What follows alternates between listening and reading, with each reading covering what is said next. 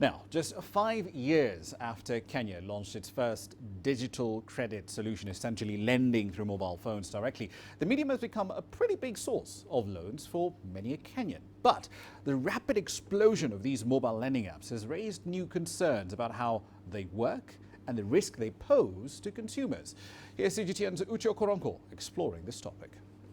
Kenyans are relying more and more on their smartphones for their everyday needs, and mobile credit has become one of the most popular apps. The convenience of accessing a loan from your phone is a game changer in a society where most people still remain unbanked.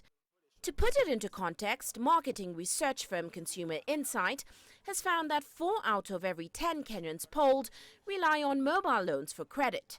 That's compared to just 1 out of 10 who prefer bank loans. 40% of these borrowers are between the age of 25 to 34. Another 40% sit between 25 to 55. Yeah? So almost 80% of the borrowers sit in that age group. Almost split 50-50, male-female. But while we think it's more of an enabler, of course, for those who can't get traditional credit from the financial institutions, but even as you go up, the echelons, people are taking mobile loans. But at the same time, industry observers are raising questions about the risk this rapidly expanding market poses to consumers. A survey by the Kenyan Bureau of Statistics shows that 14% of digital borrowers are repaying multiple loans from more than one provider. Yes, we've innovated. There's all these opportunities for the borrowers, but we are looking at a risk in terms of overborrowing. It's definitely there, and it's very real. Tala was one of the first mobile lending apps available on Android to enter the Kenyan market back in 2014. It uses phone data to determine loan sizes and prides itself on being one of the few that provides fast and personalized loans. Based on the algorithms that we're using and the credit models that we're building, we can predict to a very good level that you're going to pay us back.